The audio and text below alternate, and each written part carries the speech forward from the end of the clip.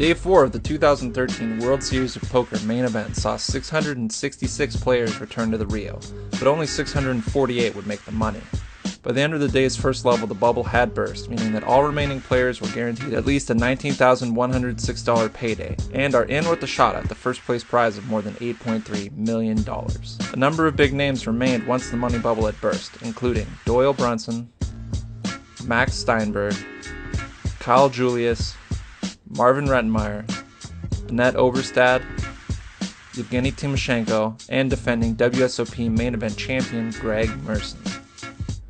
Card Player TV caught up with one of the largest stacks in the room, Bryan Pellegrino, to learn how he vaulted up the leaderboard. So that pot specifically was really just kind of a crazy hand, only real in the river. But anyways, Tuan Lee was on my table, been playing super aggressive. I didn't know anything about him before, but everyone just said, kind of a maniac. I said, all right, sure.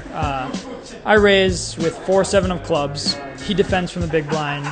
Flop comes ace-10-6 with 2 clubs. I c-bet, he calls. Turn comes an offsuit 3. I c-bet pretty big now, like 54K, and he check raises to like 90K more. We're like 660,000 deep to start the hand. I call because I think he's gonna, if he's super aggro, I'm gonna be able to bluff rivers. There's obviously a lot of good river for me too. But anyways, I call, and in my head I just kind of think like, oh, wouldn't an offsuit 5 be perfect here? And just offsuit 5 came, so I made the straight without flush coming in. And he just bet 200K on the river, and I jammed for whatever was left, like 460,000, and he ended up calling it a set of 10, so pocket 10. So that was definitely the biggest hand. It was like 1.25 million about. So yeah, by far my biggest hand of the tournament. Many players had their stacks bleed down trying to survive to the money bubble. We asked Pellegrino how he felt heading into a phase of the tournament where a lot of these short stacks will be busting or doubling after making the money. My background specifically is in heads-up sit-and-goes and shallow cash, so I feel really good playing shallow. So I actually a lot of people get kind of mixed up. Maybe good cash players are used to playing really deep but don't understand how playing effectively shallow against the other stacks affects them.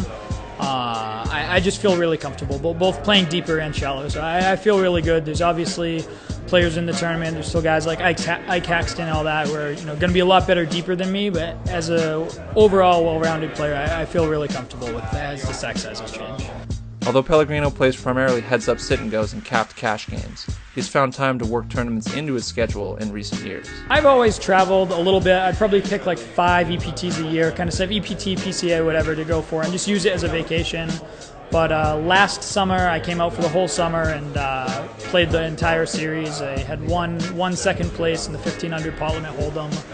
And other than that, I've had pretty good luck. The heads up, 10K heads up here, I've had 2 deep runs in. This main event, my last 4 years have been like day 6 for 150th, day 6 for 150th, day 4 bubble last year, and then now I'm day 4 again. So this has always treated me really well, and the structure is just so great. I don't think I'll ever pass it up. There's been times I thought, and every time that I come and play it, I tell myself, I'll play this tournament every year until I die, even if I stop playing poker. So it's just too great of a tournament. Make sure to stay tuned for more coverage of the 2013 World Series of Poker main event right here on Card Player TV.